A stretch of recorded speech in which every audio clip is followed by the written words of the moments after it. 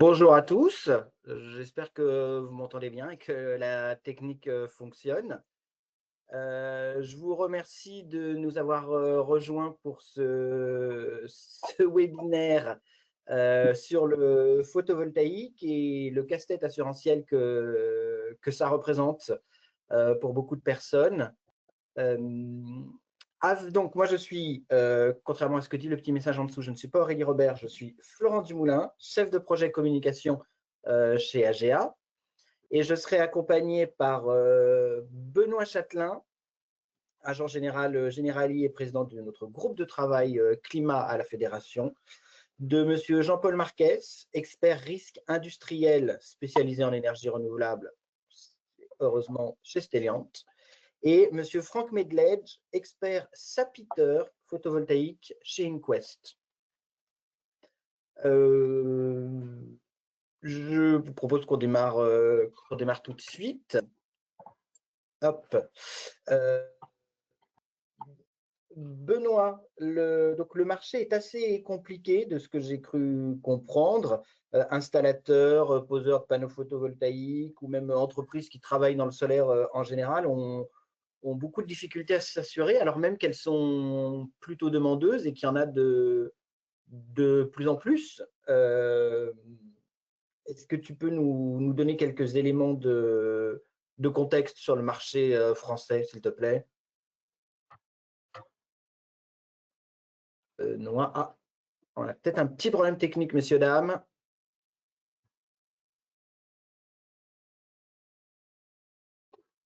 Je vais peut-être alors demander à nos deux experts de prendre le relais sur l'état du marché français. Est-ce que vous pouvez nous en dire quelque chose, s'il vous plaît? Oui, oui. Euh, oui, en fait, pour la première fois, si on pouvait. Donc, en fait, il y a beaucoup d'incitations par rapport au roadmap de l'Europe d'avancer très rapidement vers la décarbonation et donc de développer les ENR pour faire baisser les bilans carbone. Et donc, il y a des objectifs fixés par l'Europe. Et donc, si on peut aller un petit peu juste au slide, on peut peut-être commenter Oui. celui-ci. Depuis 2021, on a eu une forte augmentation de l'incitation, donc c'est ce qu'on voit sur le graphique, et on voit que énormément de nouvelles installations sont arrivées. Donc, notamment du résidentiel et beaucoup de sols, toitures, ombrières et une grosse part aussi d'autoconsommation en résidentiel qui n'arrête pas d'augmenter.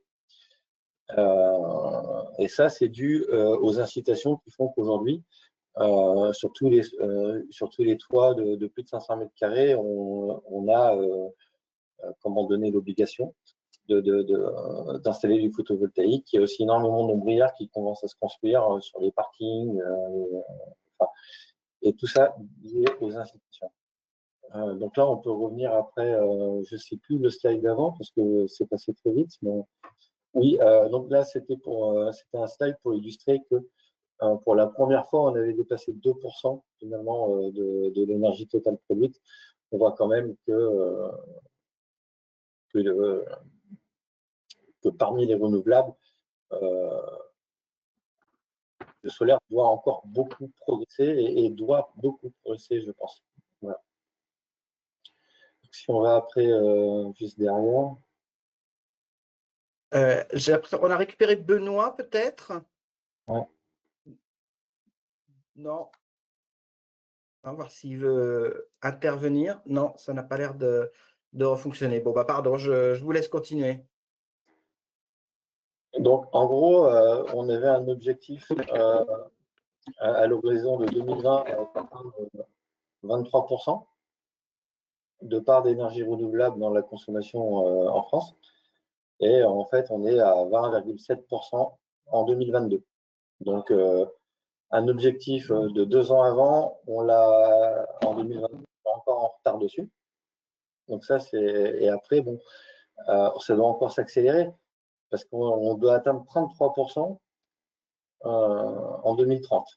Donc aujourd'hui, il y a un gros effort qui est fait et à la fois une forte opposition politique au développement des énergies renouvelables, qui est un combat. Donc je ne vais pas rentrer dans la politique parce que c'est pas mon rôle, mais on sait aujourd'hui que les forces politiques en place, beaucoup voudraient au contraire qu'on arrête de faire du solaire. Donc, mais néanmoins, si on doit respecter la roadmap fixée par l'Europe, il faut y aller. Donc ça va aller très très vite et ça va pas continuer, ça va continuer d'accélérer le déploiement du solaire. Du coup, si je comprends bien, il y a une incitation nationale et européenne sur ces C'est sujets. surtout C'est quand même européen. une politique poussée. Ouais. C'est Ok. européen et la France a du mal à suivre. Par Et on peut rapport l'expliquer un peu comment? à ce qu'on voyait pour les Pays-Bas, par exemple, qui, eux, ont mis 40% d'efforts. Donc oui, on voit qu'en Europe, du coup, même, la France est un peu à On la n'est traîne, pas, à part on n'est pas un bon quelques. élève aujourd'hui pour obéir à ces roadmaps, même si l'on voit sur le graphique que je vous montrais juste avant qu'il y a un changement de pente et qu'on voit que c'est amorcé depuis 2021. Donc, il ne faut pas être trop pessimiste. On avance, mais on n'avance pas assez vite. Ok, monsieur Châtelain, non, je crois qu'on l'a toujours pas récupéré. Je suis vraiment désolé, mesdames et messieurs, parce qu'en plus, monsieur Châtelain, je vais peut-être du coup essayer de le présenter moi-même. Donc, je disais, il est agent générali et puis surtout, il est président du groupe de travail climat d'AGA, puisqu'on a un groupe de travail entièrement dédié à ce sujet. On avait produit notamment une première étude sur les difficultés d'assurance face au CatNat. Et on a sorti cette année juste un livre blanc ou une étude sur le photovoltaïque. Donc, j'espère qu'elle va pouvoir se reconnecter pour pouvoir vous parler de tout ça. Ce que j'ai oublié de vous dire également, c'est que vous avez, vous participants, la possibilité de poser des questions. Alors, n'hésitez pas, vous avez un petit chat. On a une personne qui les reçoit et qui peut nous transmettre certaines d'entre elles si on n'est pas assez précis ou si vous voulez poser des questions sur des sujets qu'on aborde peut-être trop vite. On ne pourra pas vous donner de réponse sur des sujets peut-être spécifiques sur un sujet ou un projet particulier. Ah, allô? Voilà, monsieur Châtelain, malheureusement, on vous entend de façon très hachée. Le son ne fonctionne pas bien.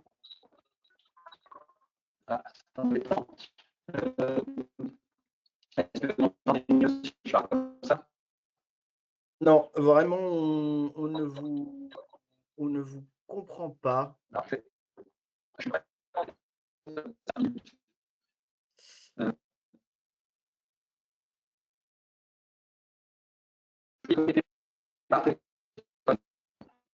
Ok, téléphone.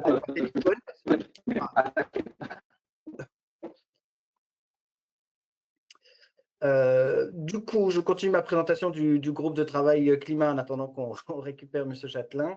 Donc, il a été créé en octobre 2022. C'était une volonté politique de la Fédé de se positionner sur ces sujets qui sont majeurs pour l'assurance maintenant, puisqu'on voit toutes les conséquences, l'explosion des coûts, des dommages, la nécessité de mettre de la prévention en avant parce que l'utilisation du fonds Barnier n'est pas encore assez bonne. Et on avait aussi une difficulté d'assurance dans la filière spécifique du photovoltaïque.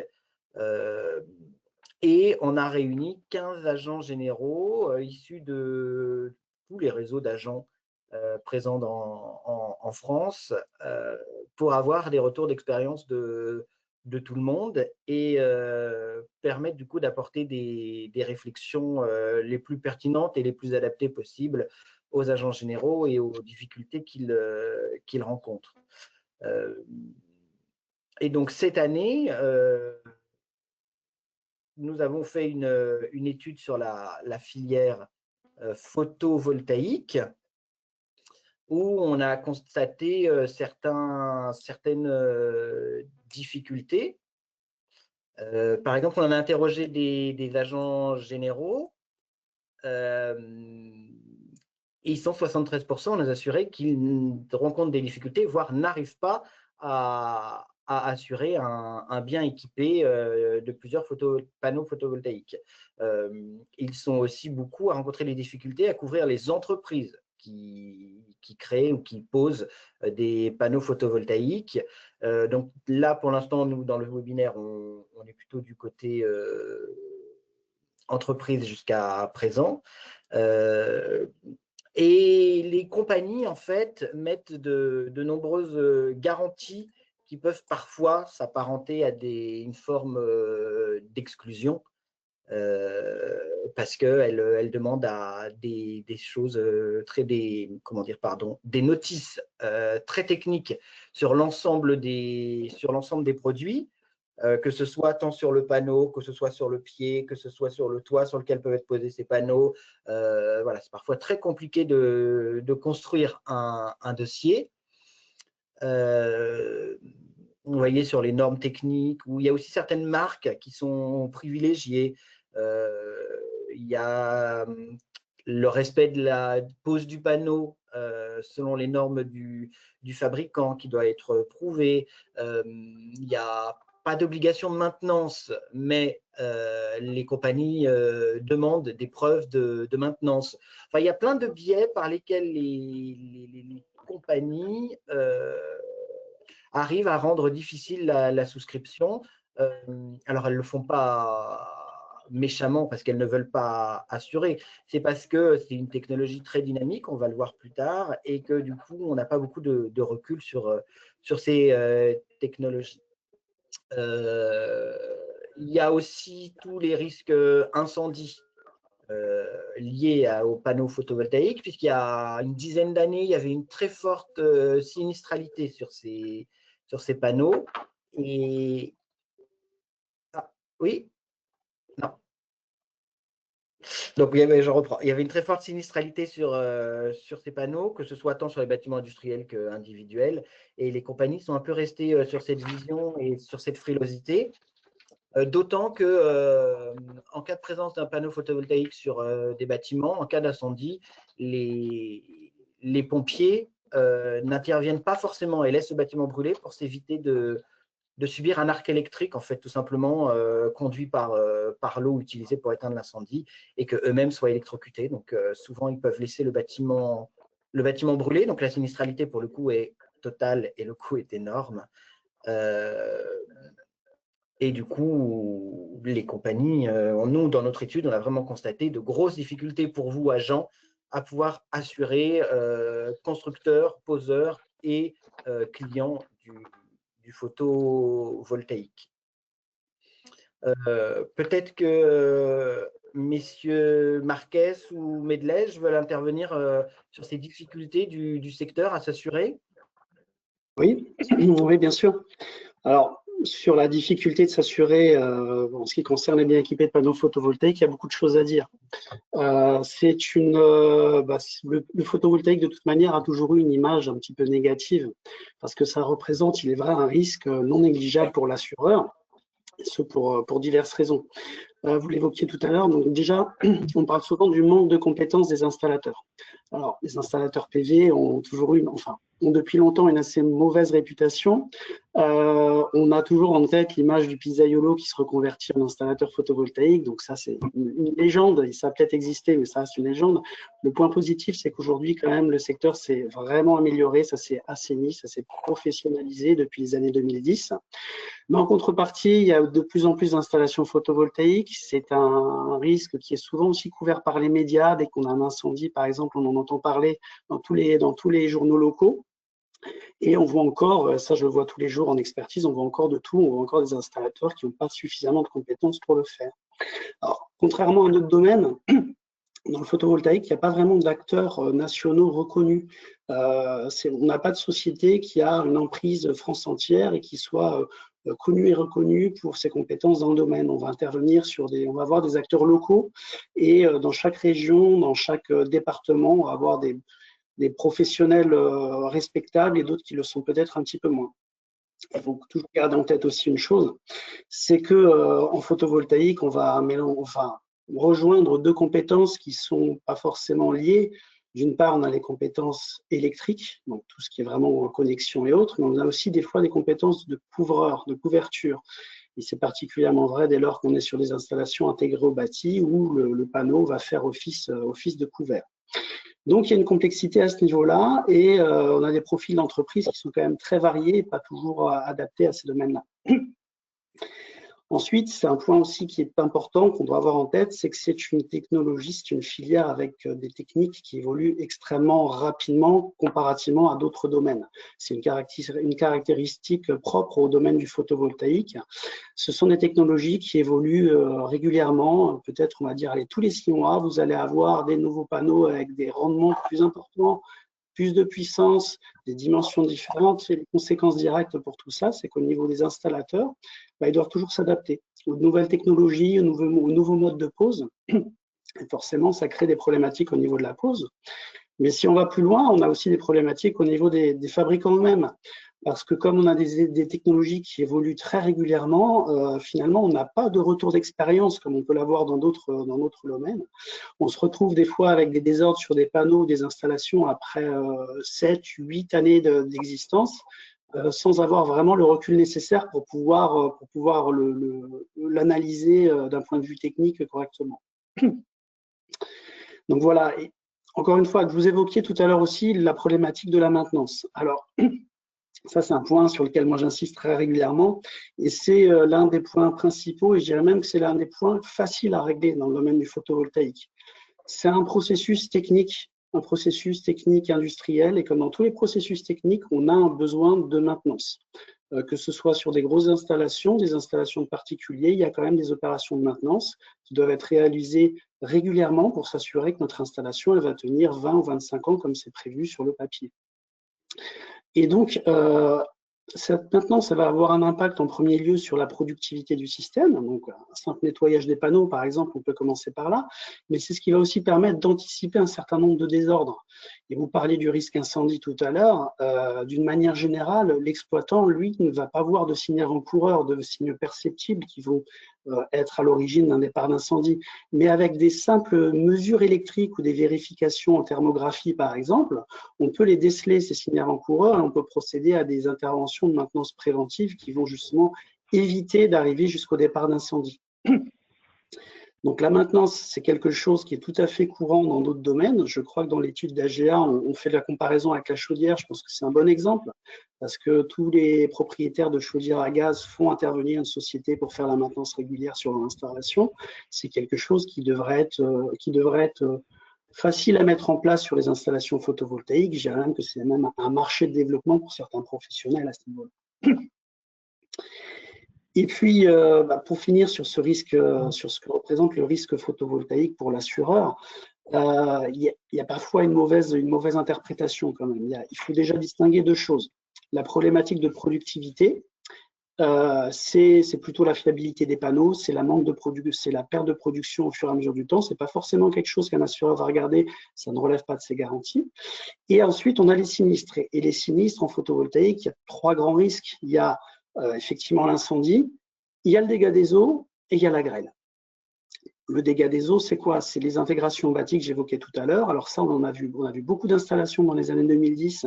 On avait des problématiques d'infiltration d'eau parce qu'on avait des problèmes de pose des panneaux. Donc ça, c'est quelque chose qu'on voyait beaucoup, qu'on voit de moins en moins parce que l'intégration bâtie, finalement, on en a quasiment plus aujourd'hui, du moins on en fait beaucoup moins. Le risque incendie, ça, effectivement, c'est le risque qu'on a tous en tête. contrairement à ce qu'on pense, d'une manière générale, tout le monde pense que les incendies, ça part au niveau des panneaux photovoltaïques. Or, c'est une fausse vérité. Les études qui ont été réalisées à ce sujet, il n'y en a pas tant que ça, montrent qu'en général, près de la moitié des départs d'incendie, c'est au niveau du câblage à courant continu, donc ce qui relie les panneaux entre eux, donc pas forcément les panneaux. Et ce risque incendie, encore une fois, on peut le limiter. On peut le limiter si on a choisi le bon installateur, si on a fait les bonnes vérifications à la mise en service et aussi si on fait des contrôles réguliers. Ça, on le voit plus facilement en industrie. Dès lors qu'il y a une mise en service sérieuse et une maintenance régulière, le risque incendie est quand même fortement limité. Il reste la grêle.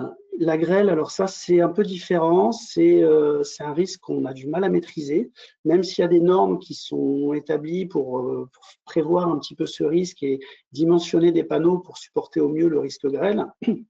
On a des panneaux toujours plus grands, avec du verre toujours plus fin, et aussi des événements grêles avec des intensités de plus en plus fortes, du moins c'est l'impression qui ressort. Et ça, c'est un vrai problème parce qu'aujourd'hui, finalement, quand on a des impacts de grêle sur des panneaux, le panneau lui-même ne coûte plus si cher que ça. Mais par contre, les frais de dépose-repose, de réadaptation, par contre, sont assez importants. Donc, c'est aussi un risque pour l'assureur qui n'est pas négligeable. Merci beaucoup, Monsieur Marquette. Monsieur Medledge, vous avez quelque chose à ajouter? Pour compléter ce que dit Jean-Paul, il faut voir que aujourd'hui, 500 watts, on les achète à 65 €. Une installation qui valait 700 000 € en 2011, aujourd'hui, on la vend pour 150 000 €. Oui, donc il y a effectivement une très grosse évolution technologique et une baisse des coûts. Là où on perd beaucoup, c'est sur ce que disait Jean-Paul, hein, les pauses-reposes, la main-d'œuvre que ça représente. Le coût du panneau, aujourd'hui, il est obsolète. Carrément, c'est même plus à prendre en ligne de compte. Si, il compte parce que multiplier, par exemple, sur une centrale au sol, ça va représenter énormément, mais sur une maison, c'est que dalle. Oui, pour compléter ce que dit Franck, effectivement, c'est ça, le coût du sinistre en lui-même, le panneau en lui-même aujourd'hui ne coûte plus grand-chose. On est sur des tarifs autour de 12 ou 14 centimes le watt crête. Pour des quantités importantes, sur des quantités plus faibles, le coût sera plus important, mais il faut avoir en tête qu'aujourd'hui, le coût de remplacement du panneau en lui-même, c'est finalement pas grand-chose dans le sinistre. C'est tout ce qui va autour qui va coûter cher, à l'assureur. Et donc, bien évidemment, en incendie, mais pas que. Dès lors qu'on sera sur un sinistre grêle, le coût de main-d'œuvre en dépose-repose est important. D'accord, oui. Alors, du coup, toutes ces difficultés, AGA donc les avait bien analysées et a formulé quelques propositions. Je retente ma chance parce qu'on a récupéré Florent, oui. Parfait. Florent, tu m'entends? Vous m'entendez? Voilà, je suis là. Je voulais intervenir que sur les solutions et les solutions proposées. Je suis vraiment désolé, c'est la limite de la technique. Donc effectivement, après tous ces propos et ces différentes analyses que nous avons pu faire, AGA a souhaité faire un certain nombre de propositions à l'issue de l'étude. Une des premières propositions, c'est de créer un comité national pour la filière photovoltaïque. En fait, le constat, c'est qu'aujourd'hui, il n'y a aucun organisme, aucun comité qui regroupe à la fois les installateurs, les fabricants, l'État, les assureurs, et ce qui fait que il y a une carence dans la connaissance du marché, des sinistres. Et donc, nous préconisons de créer un comité qui regroupe l'ensemble des intervenants du secteur pour rassurer tout le monde et surtout qu'il y ait des échanges d'informations. Donc, et on a des très bons échos et au niveau de l'État, il y a une attente par rapport à ça. Donc, je ne sais pas si vous voulez intervenir, Franck et Jean-Paul. Je pense que voilà, c'est une proposition qui de toute façon va dans le bon sens. On sait que ça existe dans d'autres domaines, liés au bâtiment ou pas. Je vois aussi moi dans des domaines type levage où par exemple il y a beaucoup d'échanges entre les les industriels et les assureurs pour essayer de mettre en place des dispositifs qui vont aller dans le bon sens. Donc de toute façon, dès le moment où il y a un échange entre les différents acteurs du domaine et un partage des chiffres aussi, parce que on n'a peut-être pas assez dit, mais c'est des domaines dans lesquels, et je sais que Franck est sensible à ça, c'est des domaines dans lesquels on a peu de chiffres vraiment qui sont collectés, qui sont analysés. Donc, ça sera toujours intéressant pour améliorer le débat et puis essayer de trouver des solutions qui soient favorables à tout le monde. D'ailleurs, notamment, et pour avoir échangé, pour avoir échangé avec France Assureur sur ces sujets-là, au niveau sinistralité, il y a toujours ce mythe des sinistres des années 2010. Et aujourd'hui, on a assez peu de chiffres sur la sinistralité. Et c'est vrai que il faudrait une mise en commun des assureurs pour avoir une vraie photographie. Et justement, j'ai une question un peu à ce sujet. On me demande si, justement, dans ce comité, ce ne serait pas l'occasion de revoir peut-être les standards des assureurs qui seraient restés sur des vieux, j'allais dire des vieilles lunes. J'exagère peut-être, mais en tout cas sur des vieux standards qui obligeraient les entreprises de panneaux photovoltaïques à avoir de très grosses compétences en couverture, alors que le marché est principalement orienté sur de la surimposition. Alors, effectivement, aujourd'hui, l'essentiel du marché est soit en surimposition, soit posé au sol. Donc, la problématique de charpente et de couvreur est moindre. Et la sinistralité est beaucoup plus liée, comme le disaient Franck et Jean-Paul, liée au problème électrique qu'au problème de dégâts des eaux, de fuite, comme on a pu le connaître dans les années 2010, où c'était plutôt une mauvaise installation qui faisait qu'il y avait un dégât des eaux. Et ça, c'est beaucoup moins vrai aujourd'hui. Donc, effectivement, les assureurs restent sur cette expérience-là, alors que ça doit évoluer. Okay. Et du coup, ce comité national, ce sera vraiment un comité de discussion et d'échange de bonnes pratiques pour arriver à établir, j'allais dire, un standard, pour reprendre ce mot, valable pour tous. Alors, c'est surtout une attente de structuration de la filière, parce qu'au-delà de l'aspect assurantiel, Oui. C'est la filière qui n'est pas structurée aujourd'hui. Il y a le GMPV qui existe, le groupement des entreprises du photovoltaïque, mais en fait, cette filière reste très atomisée, comme le précisait Franck et Jean-Paul, c'est-à-dire qu'il n'y a pas des gros acteurs qui permettent de normaliser la formation, les formations techniques sur les techniques employées, enfin voilà. Donc, à ce sujet, il faut savoir que la créatrice de Dualsun, qui est un des rares fabricants de panneaux solaires français qui reste encore sur notre territoire, fait partie donc des syndicats et porte la voix du photovoltaïque tous les jours. Elle s'appelle Laetitia Brottier. Je pense que dans ces démarches, il faut se rapprocher des syndicats du photovoltaïque et en parler avec eux. Parce que eux ont commencé, par exemple, Dualsun a commencé à mettre en place Dualsun Formation pour former des techniciens conscients qu'aujourd'hui, la qualification Quali-PV n'est absolument pas suffisante pour les entreprises qui interviennent sur le secteur. Alors, on anticipe un petit peu sur la troisième proposition. On anticipe un peu sur la suite, mais c'est vrai que dans la vision d'un comité national, même si j'ai anticipé, et on y reviendra plus tard, tous ces aspects doivent être pris en compte, c'est-à-dire les aspects formation, les aspects qualitatifs, comment on récupère la data et comment on la compile c'est-à-dire il faut absolument absorber du retour. La dernière étude sérieuse par exemple, si vous regardez sur Internet, étude des incendies photovoltaïques, les derniers documents que j'ai pu retrouver, ils remontent à 2013. Alors, à ce moment-là, pile à ce moment-là, on envoie une information. On fait un gros rétex, quoi. Donc, il faudrait qu'on soit capable aussi de compiler de l'information et d'agir en conséquence. Enfin, voilà. Justement, de ce point de vue-là, on vient de me dire que l'ADEME avait lancé une étude sur la sinistralité des installations photovoltaïques sur ces dernières années. Ça devrait durer plus d'1 an comme étude, mais peut-être que à l'issue de cette étude, on aura plus de données. Tout à fait. Je propose qu'on passe à la deuxième proposition. Oui. Alors, parce que justement, c'est quelque chose, on parlait d'avance technologique très rapide.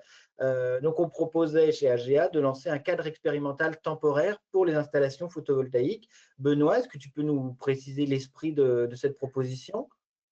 Eh bien, effectivement, l'objectif, c'est d'avoir des expérimentations qui sont lancées en accord avec les installateurs, les différents organismes, de manière à avoir des certifications beaucoup plus rapides.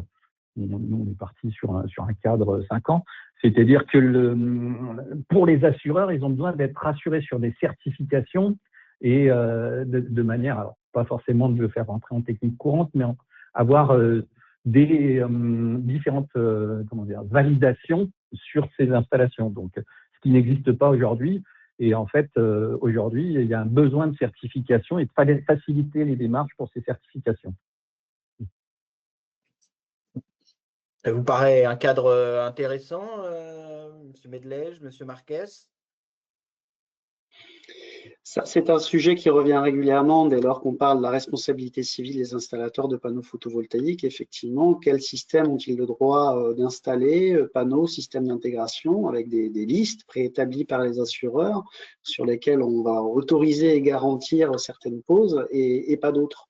Et effectivement, cette problématique-là, il faut la mettre en parallèle de l'évolution très rapide des technologies. On parle de panneaux qui changent tous les 6 mois. Si effectivement on met 2 ou 3 ans derrière pour les certifier ou du moins pour valider leur principe d'intégration, on est forcément en dehors des clous. Donc là, on a une problématique temporelle par rapport à ça. Aujourd'hui, on est dépendant d'organismes comme le CSTB, par exemple, pour valider des systèmes d'intégration complets, panneaux, systèmes de fixation et autres. C'est très long, ça prend du temps. C'est pas simple. Et on voit que dès qu'un est peut-être validé. Et les assureurs ont besoin de trouver des preuves que ça a été validé pour se dire, bon, j'accepte pas de l'assurer.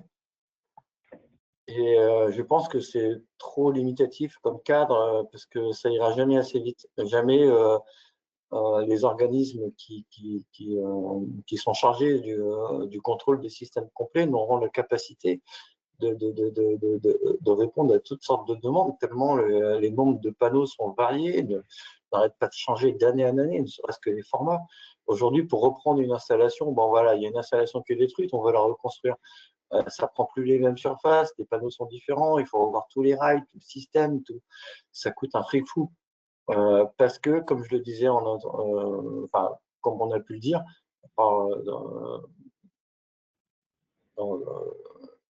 précédemment, les technologies sont en constante évolution. Et donc, tant qu'on n'aura pas atteint un seuil de mainstream sur lequel on peut se baser, il va falloir un petit peu y aller au cas par cas et suivre des installations rigoureusement, très rigoureusement. Alors justement, ça permet peut-être de faire le lien. Déjà, pour être sûr d'avoir bien compris, le cadre expérimental, il permettrait d'assurer des technologies relativement récentes sans attendre forcément qu'elles soient entièrement validées. Benoît. Oui, effectivement, aujourd'hui, les certifications sont très longues à sortir et donc c'est un moyen d'accélérer ces certifications de manière à ce que ça évite de passer dans les fourches codines traditionnelles, comme le disaient les interlocuteurs, CSTB, différents organismes qui sont susceptibles d'intervenir et c'est très long. Et aujourd'hui, c'est d'accélérer en fait et rassurer du coup les assureurs. Alors, autre élément qui rassurerait les assureurs, c'est tout le problème de la formation des installateurs. Ça a l'air d'être assez chaotique. C'est pour ça qu'AGA propose de créer une formation nationale unique et reconnue, certifiée, certifiante des installateurs, je crois. Oui, alors ça, on va dire, c'est le gros morceau. Alors, nos préconisations, hein, c'est aussi parce qu'on a auditionné énormément d'acteurs du marché et on se fait l'écho et c'est pas dans notre coin, on décide qu'il faut une formation nationale. Il y a une vraie attente par rapport à ça. Aujourd'hui, je suppose que vous l'avez évoqué précédemment, en fait, il suffit d'avoir un CALI-PV, mais qui aujourd'hui est une formation de 2 jours théorique, donc qui est pas suffisante. On a tous connu, nous, un client qui est électricien, qui dit tiens, il y a un marché sur le photovoltaïque, je vais y aller. Et c'est souvent là où on rencontre des problèmes, c'est-à-dire forcément nos compagnies respectives disent mais il n'a pas d'expérience, il n'a pas d'antériorité. Et CALI-PV n'est pas un gage d'expertise dans le domaine. Et même avec CALI-PV, dans nos échanges, il y a une demande de certains assureurs de dire qu'il faudrait un référentiel, parce qu'il semblerait aujourd'hui qu'il y ait un certain nombre de certificats CALI-PV qui sont en circulation et qu'il n'existe pas un référentiel aujourd'hui que les assureurs pourraient aller interroger. Donc ça, c'est la partie formation et qui soit pertinente et adaptée. Il y a il y a la formation nationale, mais il y a aussi la formation aux techniques de pose et à certains produits. C'est-à-dire que il y a des fabricants qui proposent des formations sur leurs produits et il n'y a aucune obligation qu'un installateur ait suivi cette formation spécifique sur un produit.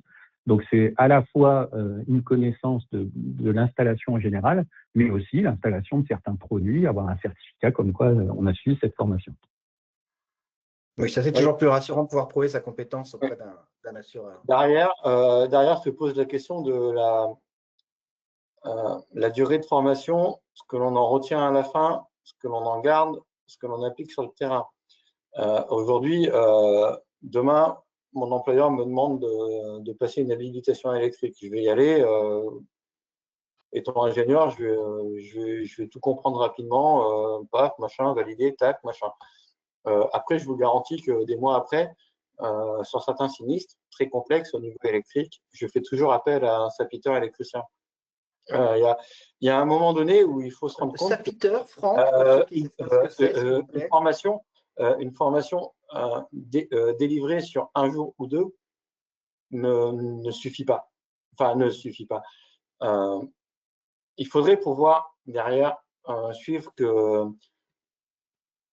tous les messages qui ont été donnés sont vraiment appliqués. Et le gros problème de CALI-PV aujourd'hui, c'est que typiquement, une entreprise d'installation, il suffit que le chef de l'entreprise passe la formation pour que tous ses techniciens puissent intervenir. Okay. Sans avoir suivi la formation eux-mêmes. Donc oui, on voit qu'il y a quand même il y a quand même un gros problème, un gros trou dans la raquette. Exactement. Et donc, il faut non seulement une formation, mais il faut une formation de qualité.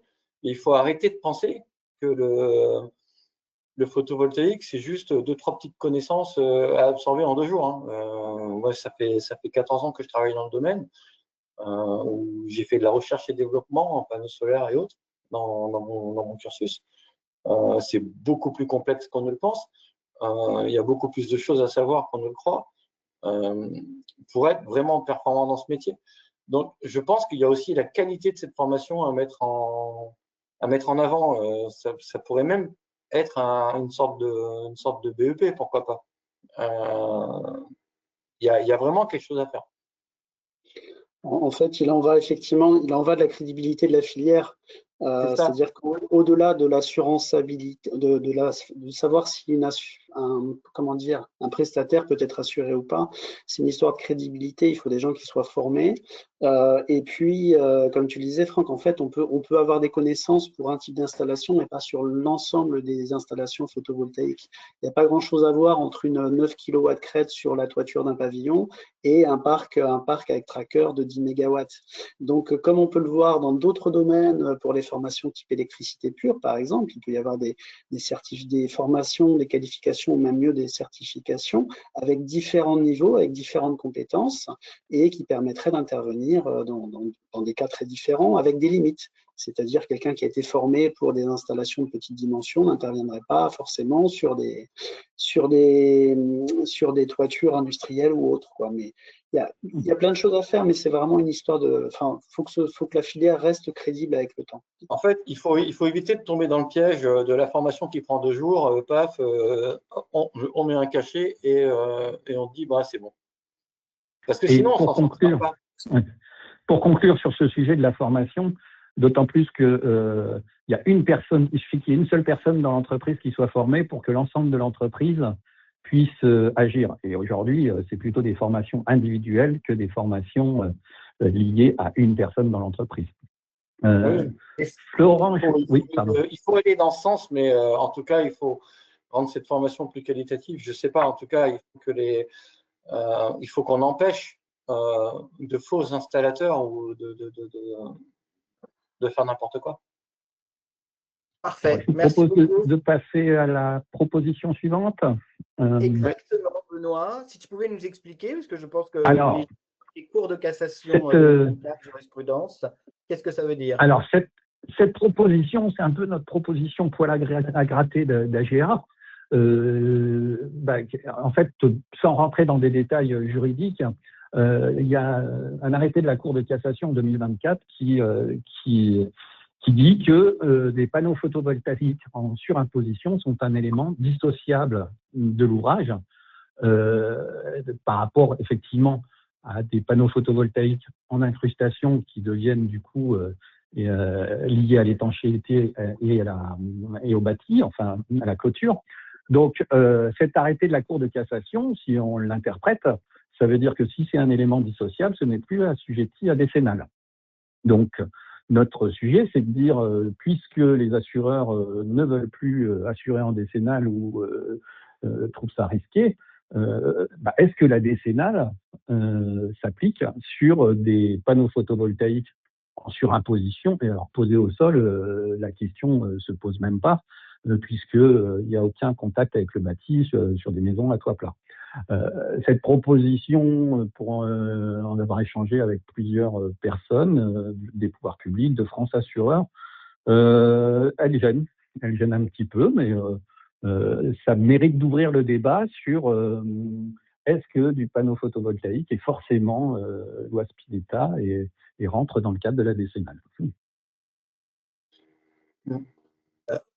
Monsieur Medlège, oui, moi j'ai envie de dire que je ne sais pas, hein, mais si vous voulez mon sentiment en tant qu'expert, c'est que même si on est en surimposition, on aura des pattes de fixation qui vont passer sous des tuiles. Il y aura un système de fixation de toute façon qui va être relié à un élément fixe de votre maison et parfois à la charpente. La thermique qui peut être apportée par une patte de fixation depuis un panneau en train de brûler jusqu'à une charpente en bois, par exemple, peut initier un incendie, même si on est en surimposition. Surimposition, ça veut tout dire. On ne peut pas confondre une surimposition sur un bac acier et une surimposition sur une charpente en bois. Donc, je pense que si on voulait vraiment aller dans le détail de ça, et de dire dans quel cas on peut le dissocier de l'ouvrage, dans quel cas on ne peut pas le dissocier de l'ouvrage, on se lance dans des discussions très épineuses.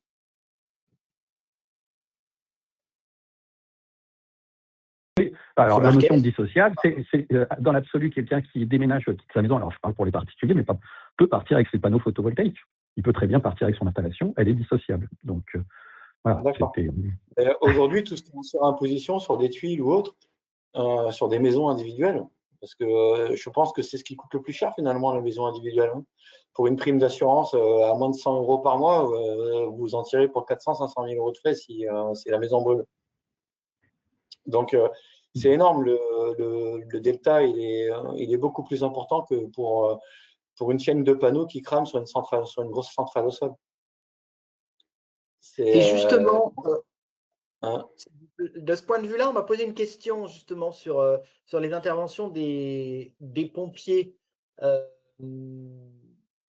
Ils auraient maintenant pour mission de contenir le feu, mais interdiction de l'éteindre pour s'éviter justement des chocs ou Donc, ils ne peuvent pas aller au contact. Donc, ils peuvent utiliser des lances à grande distance, mais ils ne peuvent pas aller au contact, ils peuvent se prendre un arc électrique. Ouais. Alors, ce qu'on a constaté, c'est qu'il y a des politiques différentes en fonction des SDIS. Donc, les syndicats départementaux, enfin les services départementaux d'incendie. Il y a certains SDIS en France où aujourd'hui ils décident d'intervenir et notamment. Oui. Et ils décident d'intervenir. Oui, c'était un peu haché ta dernière intervention. Ah, pardon.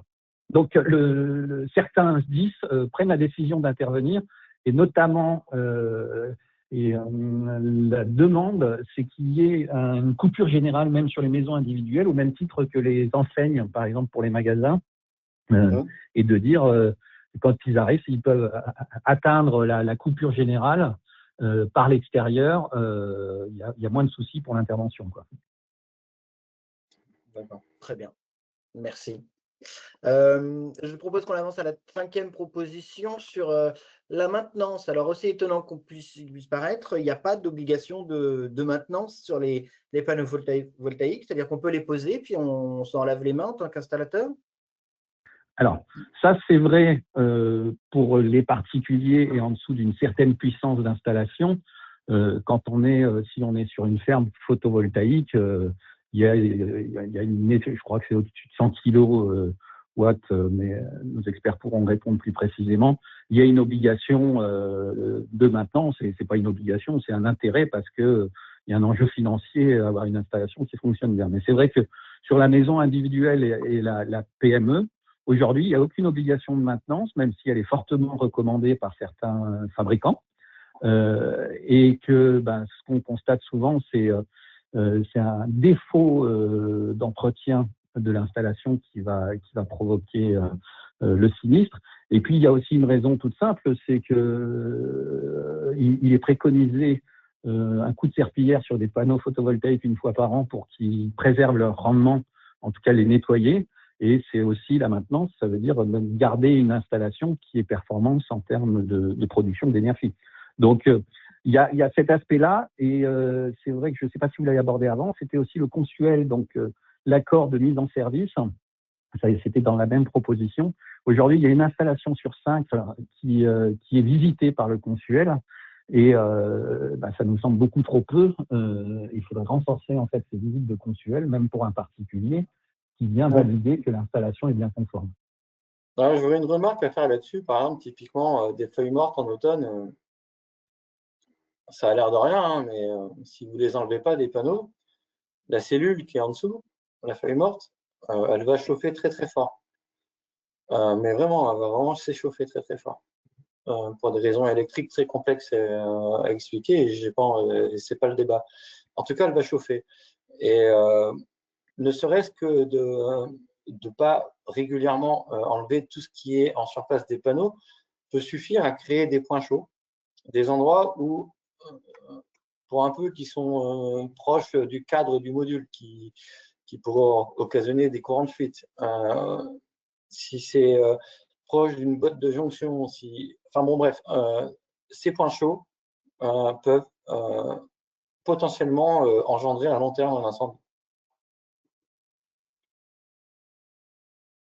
Donc, les panneaux solaires doivent être nettoyés. Et je pense qu'au-delà de tout ce qu'on a discuté jusqu'à maintenant, il y a un devoir de conseil, c'est-à-dire qu'il faut que le propriétaire de la maison qui a des panneaux sur le toit ou n'importe quelle personne qui possède une installation soit averti du fait que s'il ne nettoie pas ses panneaux régulièrement, il s'expose à des phénomènes physico-chimiques qui peuvent dégrader ces panneaux jusqu'à les rendre très défectueux.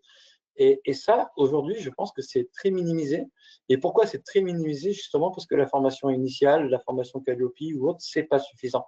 Il faut vraiment, je pense, à terme, il faudrait créer carrément une filière photo, mais vraiment une vraie filière de la formation jusqu'au terrain. Il y a aujourd'hui l'Institut national de l'énergie solaire qui existe au Bourget du Lac. Il faut travailler avec eux, il faut travailler avec des acteurs du domaine. Mais oui, cet exemple du nettoyage est extrêmement intéressant parce qu'il est négligé par beaucoup de gens qui ne savent pas. Oui. Et ça peut être catastrophique. Monsieur Marquez, un avis sur Oui, je l'évoquais rapidement tout à l'heure, mais effectivement, la maintenance, pour moi, en tout cas, ça reste là un point essentiel dans les installations photovoltaïques. On parle du nettoyage des panneaux, très important, parce qu'en premier lieu, c'est ce qui permet d'assurer la productibilité de son installation. Or, un exploitant, ce qui l'intéresse, c'est revendre son énergie électrique. Si ses panneaux sont sales, il vendra moins cher son électricité, il va perdre de l'argent. Donc déjà, tout de suite, d'un point de vue financier, on comprend tout de suite l'intérêt de la maintenance. Et ensuite, comme le dit Franck, c'est des panneaux qui ne sont pas nettoyés, on va les endommager, on va créer des problèmes de points chauds. Et d'une manière générale, la maintenance, c'est ce qui va nous permettre d'assurer la pérennité de notre installation, de nous assurer qu'elle fonctionne correctement pendant 20 ans. Et c'est ce qu'on veut. Et on le disait tout à l'heure, ça se fait sur les chaudières à gaz. Pourquoi on ne le fait pas sur les panneaux photovoltaïques? Et puis, voilà, donc ça, c'est un point essentiel. Et comme le disait Benoît, alors j'étais très étonné de savoir que les installations de particuliers ne font l'objet d'un consuel qu'une fois sur 5. Ça me paraît totalement aberrant. Mettre en service une installation photovoltaïque sans un contrôle par un organisme extérieur, ça devrait être impossible. Ça devrait juste être quelque chose d'interdit et non assurable. Voilà, c'est catégorique, mais c'est aussi simple que ça. Ça se fait dans plein d'autres domaines. Ça devrait être obligatoire en photovoltaïque. Donc, il y a une problématique d'information, mais il y a peut-être une problématique de réglementation derrière aussi. Parfait. Je vous remercie. Et du coup, une Dernier dernière point. proposition. Oui, très rapide. Oui. Donc, très rapide, cette proposition, c'est développer la pratique des garanties d'aide au financement des installations. Alors, c'est pas qu'on ne demande pas aux assureurs de financer, mais effectivement, certains contrats d'assurance comportent des clauses dans le cadre d'une reconstruction, par exemple, avec des moyens écologiques ou des moyens de transition énergétique. Il va y avoir une augmentation du montant de l'indemnisation. Donc, c'est comment les assureurs peuvent accompagner en fait nos clients pour que il y ait une forme de contribution à la rénovation et à l'installation des panneaux photovoltaïques. Voilà. En parlant de contribution, je propose qu'on passe à la dernière proposition sur le développement des garanties d'aide au financement des installations. Qu'est-ce que ça veut dire et comment on peut faire ça concrètement? Alors, c'est ce que je venais d'expliquer, en fait. Je suis passé tout de suite à la dernière. Donc, voilà. C'était effectivement comment les assureurs peuvent inciter à l'installation de panneaux photovoltaïques par des clauses spécifiques dans les contrats, dans le cadre d'une reconstruction ou d'une indemnisation liée suite à un sinistre, si le client fait un effort de financement, est-ce qu'il peut y avoir une prise en charge d'une partie ou une augmentation du montant de l'indemnisation? Est-ce qu'on parle, par exemple, de reprendre une installation qui a plus de 10 ans et de la remettre au goût du jour, par exemple? Alors, ce n'est pas la vocation de l'assureur. Non, on était plutôt sur une notion dans un contrat MRH, s'il y a des panneaux photovoltaïques. Vous avez besoin de savoir l'état de avant de prendre la décision d'assurer une centrale. Il est important, j'imagine, pour l'assureur de connaître l'état de santé bien sûr. de la centrale. Alors, pour moi, le point clé qui est le socle de tout le reste, c'est l'audit. C'est-à-dire que à voir. Là, on ne parle pas de maintenance, on parle d'un audit, c'est-à-dire avant d'assurer quelqu'un qui a des panneaux sur son toit ou une centrale que vous reprenez, pour prendre le moins de risques possible, il faut mettre en place un audit systématique des centrales des centrales ou installations particulières que vous assurez et trouver un coût à cela qui soit supportable par le client. Tout à fait. Là, on rentre plus effectivement dans le cadre de la maintenance annuelle des installations et voir un audit sur une installation qui ne serait pas maintenue. Avant souscription. Tout à fait. Non, mais c'est effectivement quelque chose qui est envisageable. Un assureur, enfin, une reprise d'un contrat peut nécessiter de savoir quel est l'état de l'installation. Mais j'imagine pas. C'est pas, enfin, pour moi, c'est pas peu, c'est la condition sine qua non. Si vous prenez la décision d'installer une centrale, vous prenez l'historique, vous n'avez jamais eu de problème, vous dites bon, c'est moi l'assureur maintenant, et hop, ça pète l'année d'après. Ah, mais pourquoi, comment c'est arrivé, et machin. Si vous aviez eu un audit à ce moment-là pour regarder vraiment les choses de près, vous seriez passé à côté de la catastrophe. Tout à fait. Non, d'ailleurs, après, là, c'est les demandes des assureurs, et aujourd'hui, ce n'est pas le cas, effectivement. Donc, mais peut-être qu'il faut rentrer dans la tête des assureurs que trouver le moyen de faire financer un audit proportionnel financièrement à ce qu'il est possible de faire, mais qui permette de vérifier l'état des panneaux solaires, l'état de l'installation, sa conformité aux diverses normes. C'est plus précis qu'un mensuel, c'est réalisé par des gens, par des professionnels, et on me pose une question justement en me demandant si normalement les Q19 et Q18 ne sont pas là pour ça. Ils sont là pour ça. Ils ne sont peut-être pas suffisants par contre. Alors, les Q18, Q19, on a des cadres bien particuliers, effectivement, dans l'industrie. Donc, Q18, contrôle des installations électriques. Q19, c'est pour la thermographie. En fait, ce qu'on peut proposer, oui, pour une installation photovoltaïque, c'est quelque chose un peu du même acabit. Des contrôles d'ordre électrique, mais le Q18 n'est pas forcément adapté vraiment pour le contrôle. Il y a des mesures à réaliser qui ne sont pas prévues sur le Q18, par exemple. Et le Q19, donc c'est de la thermographie. Ça sera adapté sur les installations fixes type onduleur, mais sur les panneaux, c'est quelque chose d'un petit peu différent. Donc, il y a un lien entre Q18, Q19 et ce qui nous intéresse, mais ce n'est pas forcément adapté au milieu photovoltaïque, donc à adapter. Très bien. On arrive au terme de ce webinaire. J'aimerais peut-être résumer, vous me dites si j'ai tort, qu'avant de proposer un projet à la compagnie d'assurance, un installateur ou un agent doit s'assurer de 2-3 éléments, si j'ai bien compris. Déjà, essayer de se spécialiser sur certains panneaux et pas tout poser. Vous m'interrompez si j'ai tort. Non. Parfait. Bien se former du coup à ces panneaux. Du coup, ça prouve une vraie expertise, une vraie qualité dans la pose et ça rassure encore un assureur. Même si on n'a pas d'obligation de maintenance, se manifester auprès du client pour tenir l'installation en état. Est-ce que vous voyez autre chose que j'aurais pu oublier sur ce qui pourrait rassurer une compagnie, surtout Benoît, je pense. En cours de chantier, rendre obligatoire au maître d'œuvre sur place et de prendre des photos ou même de filmer le chantier. Bien que l'assureur se déplace, que l'agent se déplace sur. Non, qu'il y ait une caméra ou quelque chose, mais parce que en fait, vous n'imaginez pas le nombre de sinistres qui sont dus au fait que les poseurs non formés piétinent les panneaux. Mais c'est tout le temps. C'est presque 80% des installations défectueuses où on retrouve des panneaux fracturés parce que les gens marchent dessus. On est en bon état du chantier. Les spécialistes en photovoltaïque se tirent les cheveux de la tête quand on n'arrête pas de voir sur LinkedIn, même des fois des publicités d'installateurs où sur l'image qu'ils postent, ils sont tout sourire debout sur un panneau solaire. Enfin, moi, quand je vois ça, je me dis, mais c'est des guignols. Enfin, je veux dire, il y a un moment, il y a des choses vraiment factuelles à voir. Et moi, je suis expert judiciaire, je vais vous dire.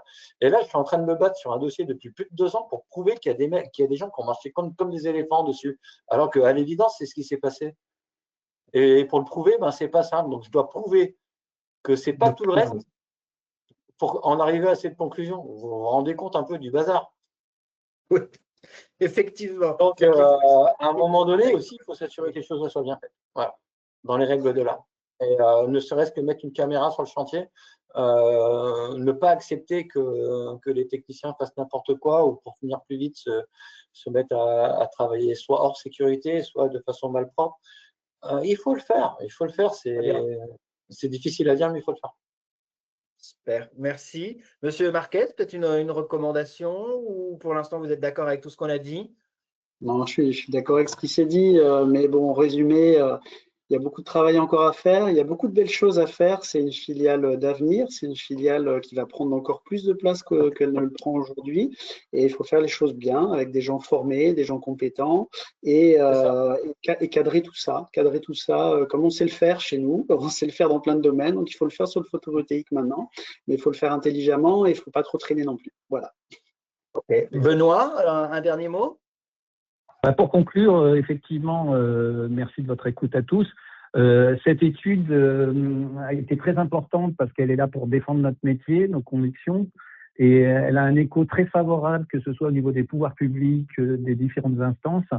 Et une fois de plus, on trouve que quand les remontées viennent du terrain, que l'analyse vient des agents généraux qui sont en contact avec les problématiques au quotidien, il y a une écoute qui est différente et il y a une attente qu'on fasse notre travail correctement. Et pour ça, c'est important qu'on puisse continuer à défendre la profession. Parfait. Écoutez, je vous remercie tous pour votre écoute. Je remercie nos intervenants pour leur participation.